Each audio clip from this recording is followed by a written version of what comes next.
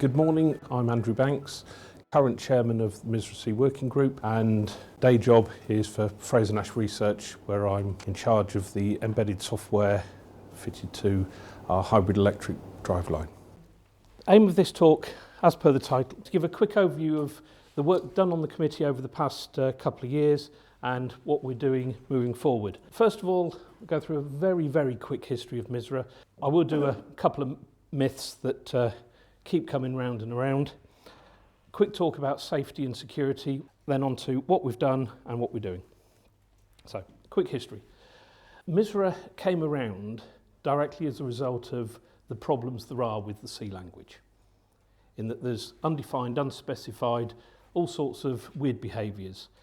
I mean, there are some that says you shouldn't be using C at all in safety critical things. In fact, the Department of Defence in America for many years, that was their view.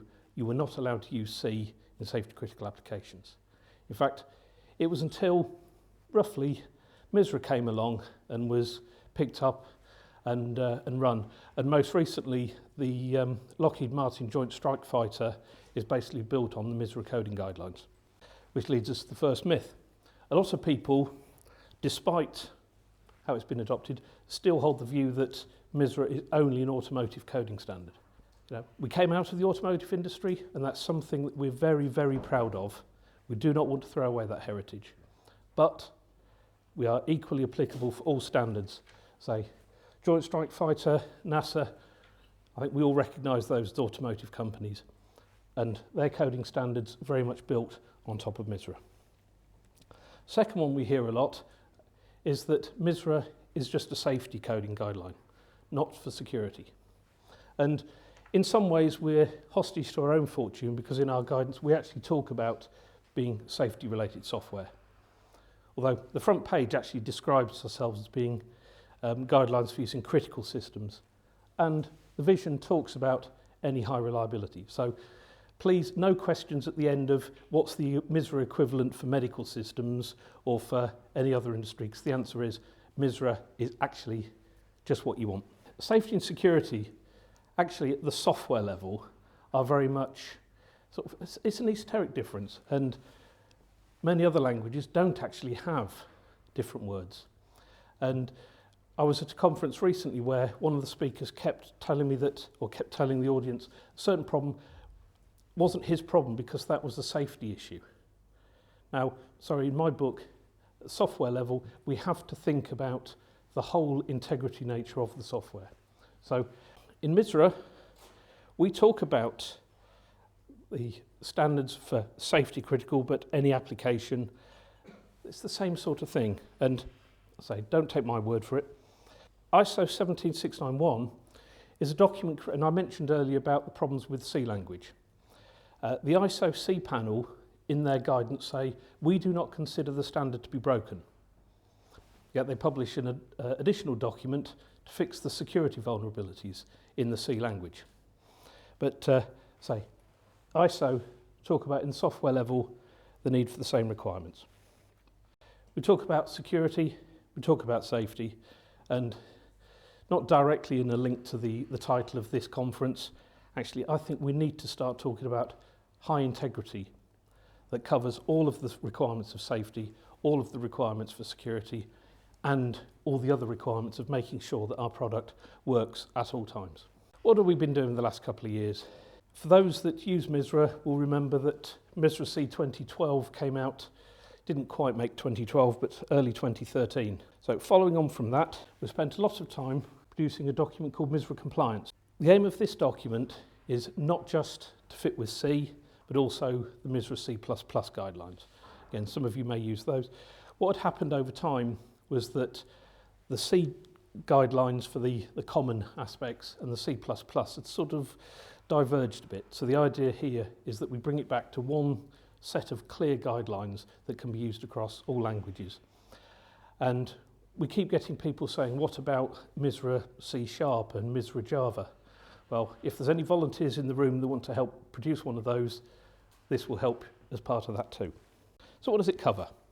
It's a common refrain from companies to say, our software is MISRA compliant. And then you go, what do you mean? oh, we've got hundreds of deviations, but don't worry about those. So idea here is that we've produced some clearer guidance as to what constitutes MISRA compliance, details some additional guidelines of how to tailor the guidelines. A common issue with the last update was people saying, well, all these rules that are required should be mandatory. We want them to be mandatory. Well, we now give you a mechanism of how to do that. Another area, especially in the automotive world, with AutoZAR becoming more and more prevalent, was how to deal with adopted code. And that's code that you haven't written that somebody else has. You know, it may not be written to your house coding guidelines, so maybe that little issue of how to do the difference. A bit more on the deviation process, trying to define, I mean, ever since day one there's been guidance of how to deviate the rules, but it's still common to hear QA departments say, I want 100% MISRA compliance with no deviations. And the last bit is to produce, and this is one of the particular aspects from JAMA, is what we call pre-approved permits, which are documents that can be included almost at the contractual level to say, these areas you may deviate, others you may not. What is compliance? Firstly, it's not for the organisation. It's done on a project-by-project basis, possibly even a deliverable version, because obviously the goalposts move. And it doesn't mean no deviations. It is better to do a proper documented deviation than to write clever code just so that the MISRA checker doesn't tell you something's wrong. And compliance, as it says on the bottom, is achieved when basically you followed the guidelines and the violations are documented. Those of you who use MISRA will know 2012 we introduced the third level of mandatory, that you cannot deviate. Required, you can deviate, but you have to document it. Advisory are recommendations. One of the interpretations that is quite common for the advisories is actually you can disapply them. MISRA C 2012 actually says you can't, but you can document that you don't want to enforce them. Slightly different, but many people just disapplied them on a whim. What we're providing here is a mechanism of allowing you to tailor those, so you can raise some rules, and in the case of the advisories, you can disapply them. But we need this written down. It shouldn't actually be that much of an overhead, because in order to have reached the decision that you don't want to do something, you've got to have done the thought process. Adopted code can be a Pandora's box, because you get code, and before this document came into place, actually there was no way of not applying the same set of guidelines to that adopted code as to the rest of your project. There are special cases when you can't change the code, and sometimes we need to be able to accommodate those. A couple of examples there. And I say, in the automotive world, AutoZAR is becoming more and more of an issue. Deviations. As I mentioned earlier, sometimes one of our rules may have a genuine case where you don't want to comply with it. Hopefully few and far between. There are some legitimate cases, and a common one is to do with the hardware access, where you have to dereference pointers. Some of you will know what that means, some of you don't care. But for those of you that it's a problem, it's actually a real reason why you need, in a specific set of code, to be able to deviate. But your deviation shouldn't merely be a case of saying, I've done this, this is a problem. We need to make sure both you and the reviewer understands why you have to break the rule. The summary. We've created 3 separate documents, but actually they're probably extra columns in a single spreadsheet, and deviation records. So the overhead of being MISRA compliant should not be onerous. The key part is make sure you do the required tasks as you are going through it. Don't wait to the end and just try and catch up and document what you've done.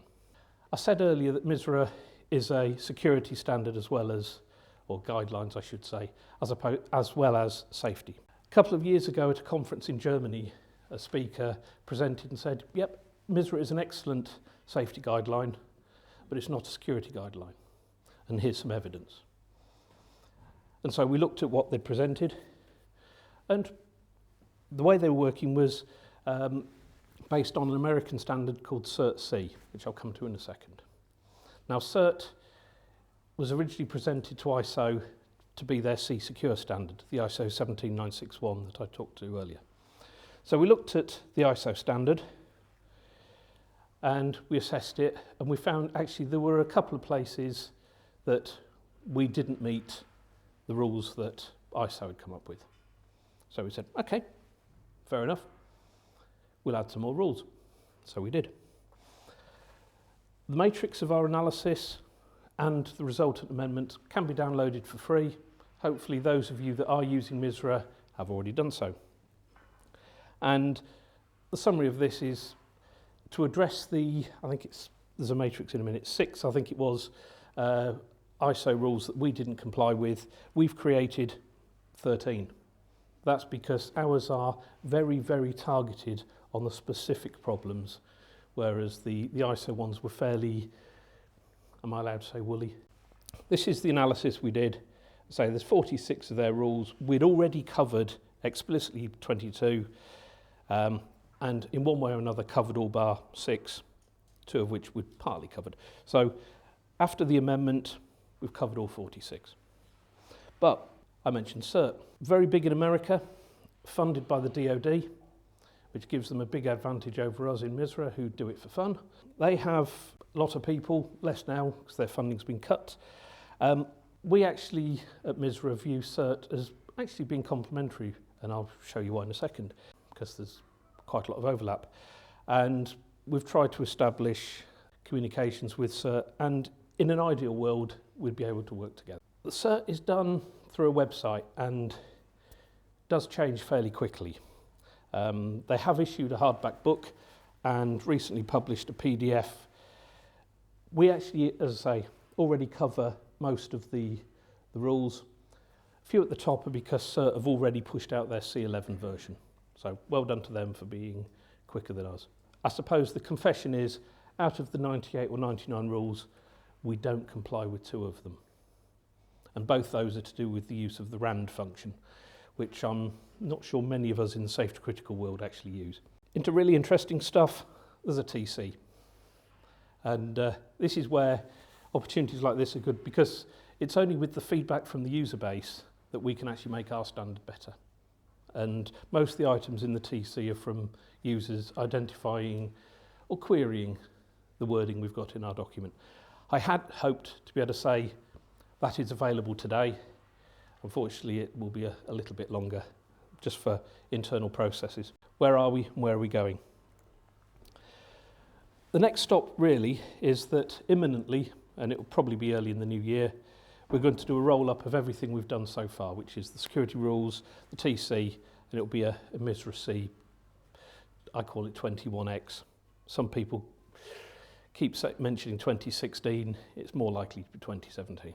And the key point I'd like to emphasise here is that the roll-up will be the documents added together. Those that have been using MISRA for a long time will know from MISRA 1998 to 2004 was a complete rewrite. From 2004 to 2012 was a complete rewrite. The tool vendors don't like that, and users don't like it. So the strategy for us is that we will be doing this as updates and increments and roll-ups. So the new version will be pretty much the same as the old one, plus the deltas. Moving forward, C11 is the next big issue on the horizon, and the ISO C working group actually did things in a nice and helpful way for us, in that it's actually quite structured in a series of appendices which we can then address one by one. We're looking at CERT. We're also looking to improve our coverage of the standard library. At the moment, we cover all of the aspects of what's called the freestanding code, which is if you build an implementation for an embedded system. For the hosted, where you've got an operating system, we are quite restrictive in some of our rules that says don't use any of this. And we're looking at adding coverage to mean that you can use some of the quite essential functions in your system.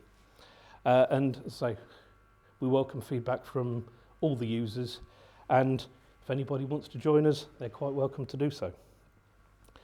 So C11 is the bit moving ahead, and again, following on from how we did the security guidelines of adding little bolt-ons, that's how we propose to deal with C11. And that will increment over the next few years. So in summary, hopefully you'll all agree MISRA C is a well-respected safety guideline. It's equally applicable as a security guideline. It's evolved from being automotive into pan-industry. It will continue to evolve. I welcome the opportunity to stand up at these sort of conferences. I want to hear the user base talk back to me, and anybody who wants to join us, absolutely welcome to do so.